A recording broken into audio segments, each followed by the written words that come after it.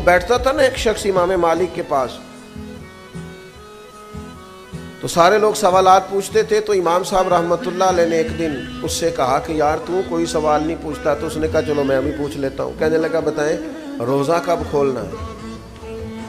آپ نے فرمایا جب سورج غروب ہو جائے۔ تو کہنے لگا اگر ساری رات سورج ہی غروب نہ ہوا تو امام صاحب فرمانے لگے تیرا چپ رہنا ہی بہتر ہے۔ وہ کون سی رات ہے جو رات بھی ہو جائے اور ساری رات گزر بھی جائے اور اس میں سورج بھی غروب نہ ہو؟ تو چپ ہی رہا کر۔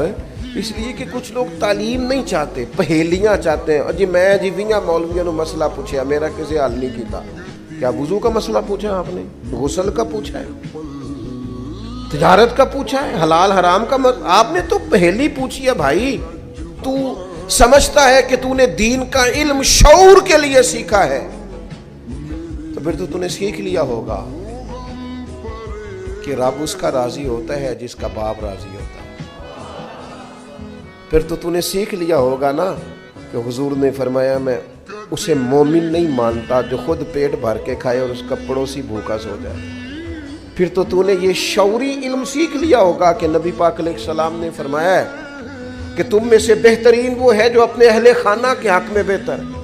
پھر تو تم نے یہ سیکھ لیا ہوگا نبی پاک علیہ السلام کا فرمان کہ قیامت کے دن میرے سب سے زیادہ قریب وہ ہوگا جس کے اخلاق زیادہ اچھے ہوں گے۔ تو بھئی اگر آپ نے یہ چیزیں سیکھ لی ہیں اور آپ کا ان پر عمل ہے تو پھر اس کا مطلب ہے آپ نے شعوری زندگی گزارنی شروع کر دی ہے۔ بات یاد آ گئی، عطا بن ابی ربیع نابینا تھے اور ایک ہاتھ بھی ان کا کام نہیں کرتا تھا تو ایک پیر بھی کام نہیں کرتا تھا، آنکھیں بھی کوئی نہیں، ہاتھ بھی کوئی نہیں، لیکن محدث بہت بڑے تھے۔ تو بادشاہ وقت جب ملنے کے لیے گیا نا، چونکہ ان کو نظر نہیں آتا تھا تو آگے لوگ بیٹھے ہوئے تھے تو بادشاہ پیچھے بیٹھ گیا۔ تو بادشاہ پیچھے سے سوال پوچھتا، حضرت عطا بن ابی ربیع سے، محدث ہے، پیچھے سے سوال پوچھتا حضرت یہ بتائیے گا، تو فرمانے لگے تو چپ کر، پہلے جو سامنے بیٹھے ہیں ان سے تو بات کر لوں۔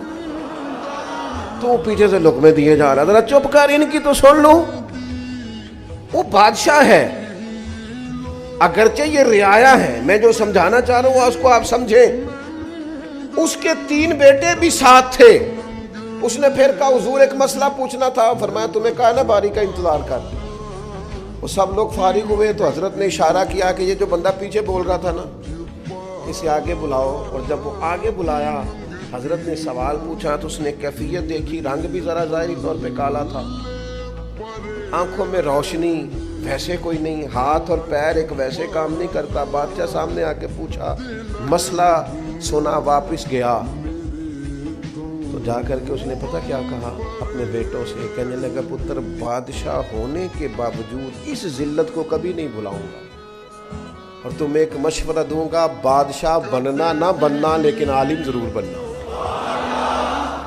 اس لیے کہ بادشاہ ہو کر، آفیسر ہو کر، بڑا ہو کر بھی اگر کسی کے سے آ کے مسئلہ پوچھنا ہے کہ یہ ذرا بتانا، لوگ نکما بچہ لا کے دیتے ہیں، کہتے ہیں جی یہ نہ کام کرتا جے تے نہ کدھرے پڑھتا جے، تے اسی تے کہا کہ بھی نکمے نہیں آنا۔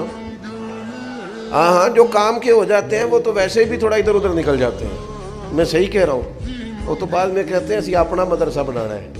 حضرت عبداللہ ابن عباس حضرت ابی بن کعب کے گھر سیکھنے جاتے تھے تو کہتے میں نے کبھی دستک نہیں دی استاد کے دروازے پہ، میں آ کر میں ان کا دروازہ چھوڑ کے ان کے گھر کے قریب ایک کونے پہ بیٹھ جاتا تھا۔ وہ جب مرضی سے آئیں گے نا اور گزریں گے نا تو عرض کروں گا مہربانی فرمائے مجھے کوئی سکھا دے۔